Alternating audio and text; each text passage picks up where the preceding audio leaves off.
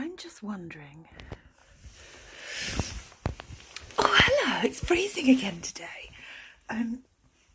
I'm just wondering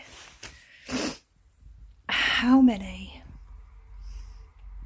votes of no confidence Starmer has received from his own party, or he is starting to receive from his own party. Because there must be some, what's that convention called? You know, I mean, after such a tremendous defeat, you know, council-wide and countrywide, no wonder he wanted to cancel these elections. Like, when you look at it, it's no wonder he wanted to cancel them. But I just wonder when they're going to start putting their, you know, their notes in for votes of no confidence, because he's not really taken the party in any kind of direction that was promised in the manifesto. I mean, all this bollocks today about winter fuel payments is clearly a diversion tactic. It's clearly a tactic to make the public up in arms. So there are powerful people that want him out now too. That's the way I see it. And I'm just wondering, we should keep our eye, or the people that are in Parliament should keep their eye on whoever is really running the show, because they'll probably be grooming the next couple of possible candidates. So they'll be schmoozing and you know, doing nice things for that person and trying to sort of buy them and win them over. And I really hope that when it happens, because I mean, it's gonna happen, there's no way we can keep this bloke. He's an absolute disgrace. You know, he really is. And he doesn't deserve the job. He really doesn't.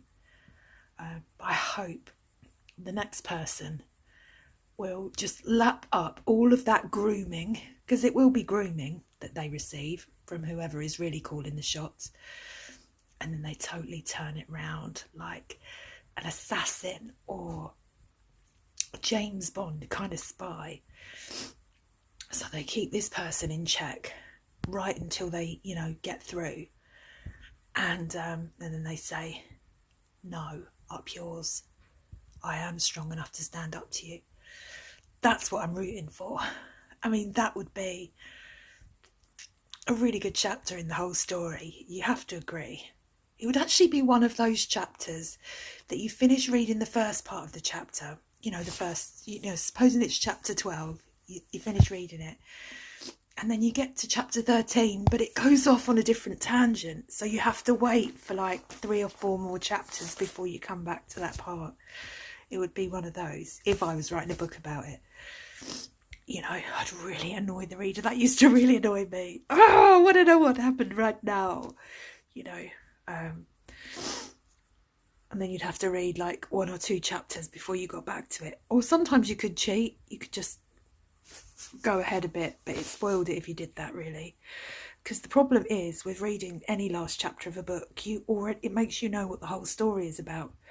Apart from Harry Potter, you know, although you can have a rough idea, there's so many different nuances in Harry Potter that you could guess it all. And I was just thinking about my own habit of,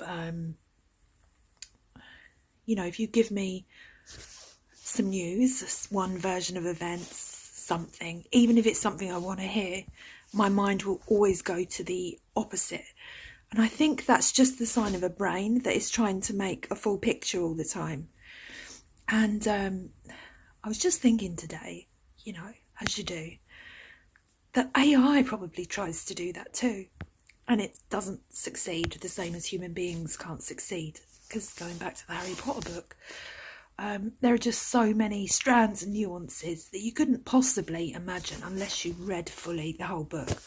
Although it is true, sometimes reading the last chapter does give you a fair idea of what the whole thing has been about. In fact, I used to do that sometimes. I used to read like the last 3 or 4 pages of the book that I was interested in the bookshop. Not the blurb, you know, because that would